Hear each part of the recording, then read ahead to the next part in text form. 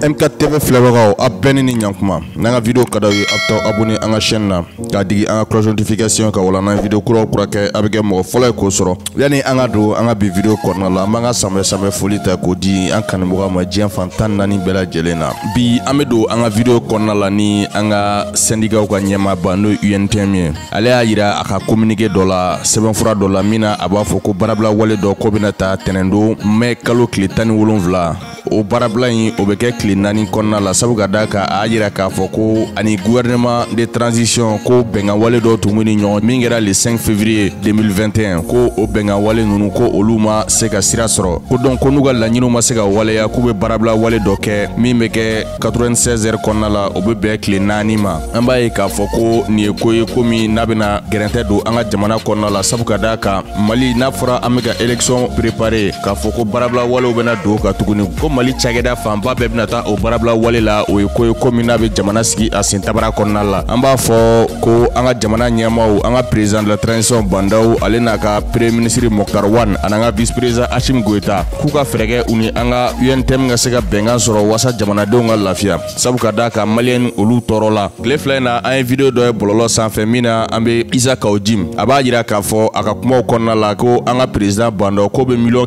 150 de ta k'an ka premier ministre gouvernement ɲɛmaa n'o ye Mokhtar Wane ko bɛ miliyɔn 70 ta ko ni maa kan ka dɔ bɔ a sara la wasa maliyɛndenw kan ka lafiya k'a kan ka daminɛ olu le la nka a kɔnɔna la a da ma maga Assimi ta la a ma maga gouvernement mɔgɔ tɔw ta la nka maliyɛndenw yɛrɛ y'a faamu olu minnu bɛ conseil national de la transition na olu bɛ miliyɔn 2 de ta kalo o kalo donc k'a yira k'a fɔ ko ni maa kan ka maliyɛndenw lafiya a kan ka daminɛ sanfɛmaaw de la minnu ka sɔrɔ ka bon kosɛbɛ olu ka dɔ bɔ u ta la wasa dugumamɔgɔw olu ka se ka dɔ sɔrɔ an tɛ se ka bɔ an ka video kɔnɔna la cogo si la n'an ma taasi bila kɛ ka taa Palestine jamana maaw ye sabu ka d'a kan an yɛrɛ an ye silamɛ ye an ye tile fila in na jaw la k'a fɔ ko u ka occupant n'o israélien ye u ye u ka misiriba min ni ale ye Masjid al-Aqsa ye ni ala bɛ misiriba in fɔ kuranɛ kɔnɔna la u tagara yen nɔ ka taga banbaci wale dɔw kɛ ka gaz lacrymogène ni fɛnw fili an ka mumuni ɲumanw kan an b'a fɔ Palestine jamana maaw ye ko u b'an dusukun na ko wa ka an b'u fɛ bi an b'u soutenir sini k'a yira k'a fɔ ko communauté internationale bɛ minɛ ma kɔnɔ n'a ma réagir nin ko la an ka foli belebeleba o bɛ taa Turki jamana ye ne ye Recep Tayyip Erdogan ye sabu ka d'a kan ale y'a yira ko nin ko ye k'a b'a condamné bi a b'a condamné sini n'an bɔra yen an b'an sɛnsɛn ka taga Kaiba Jabate u ka artiste min bɛ Makan Daɲɔ ne ale bɛ wele ko Ajiwan Santiago ale kɔni bɔra kaso la tile fila in na a ma kɛ wagati jan kɔnɔna yɛrɛ la ten an ɲɛ b'a la bi alamisa don 7h du matin an ka premier pont sanfɛ ale ye accident cɛjugu dɔ kɛ min na lalabi ni o ye turabudala ŋana dɔ ye o ye mobili min d'a ma an ɲɛ bɛ mobili in wolokilen na mototigi dɔ fɛnɛ la o ka moto cɛtigɛlen do filɛ kunnafoni fɔlɔfɔlɔ minnu sɔrɔla kɛnɛ kan olu b'a yira k'a fɔ ko maa kelen kɔni ko bɔnɛna a ni la ko maa caman k'olu joginna kosɛbɛ ko Ajiwan Santiago yɛrɛ ko ale taara urgence la ko a ka kɛnɛya ko bɛ fila la hali bi an bɛ min sɔrɔ k'a fɔ nin na dɔrɔn mɔgɔ caman olu y'a fɔ ko minfɛnjugu ko de tun bɛ Ajiwan Santiago kɔnɔ ayiwa komi kunnafoni fɔlɔw don n'an ye kunnafoni min sɔrɔ a kɔnɔna la an bɛ o da aw tulo kan a kɔnɔna la jaa min bɛ yen nɔ hali ni an ka jɛk'o layɛ ɲɔgɔn fɛ.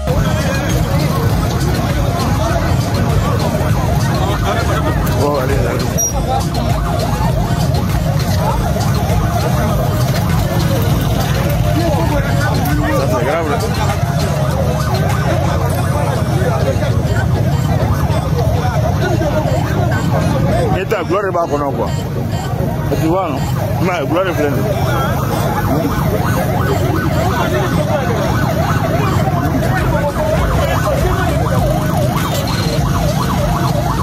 Nunu ja kun fɔlɔw de sɔrɔla pɔnfari sanfɛla la min kɛra Ajiwan Santiago ale ka accident ye maintenant accident yɛrɛ kun ye mun ye a sɔrɔla cogo di an ka édition nataw la an bɛna don olu la k'o walawalaw ye wasa k'aw bɔ kunnasiri la k'aw kunnafoni an b'an ka foli bila ka taa Gabon jamana kɔnɔna la Madi Galedu Mamadi Kamara olu bɛ Port-Gentil la n'an bɔra Port-Gentil an bɛ don Libreville jamana kɔnɔna la Aboubacar Ba a baden dɛgɛkɛ o ye Deba Takoba ye ale bɛ Faransi jamana kɔnɔna la ayiwa k'u ka foli bɛ maliyɛnden bɛɛ lajɛlen ye fɛn fɛn bɛ tunga la ko ala ka tunga diya u bɛɛ lajɛlen na k'ala ka garisɛgɛ sanuma di u bɛɛ lajɛlen ma ka sɔrɔ ka an cogo an ka faaba kɔnɔna la Alassane Mayiga depuis Orange Mali an ka foli belebeleba b'a ye n'an bɔra yen an bɛna Kalabankɔrɔ Kululenni na Emozi Wana Beat Yusuf Diallo Medbi So Balikul International an ka foli bɛ nin bɛɛ lajɛlen ye n'an ka video ka d'aw ye a bɛ se ka taa abonné an ka chaîne na k'a digi an ka cloche notification kan wa n'an video kuraw kɛ a bɛ kɛ mɔgɔ fɔlɔ ye k'o sɔrɔ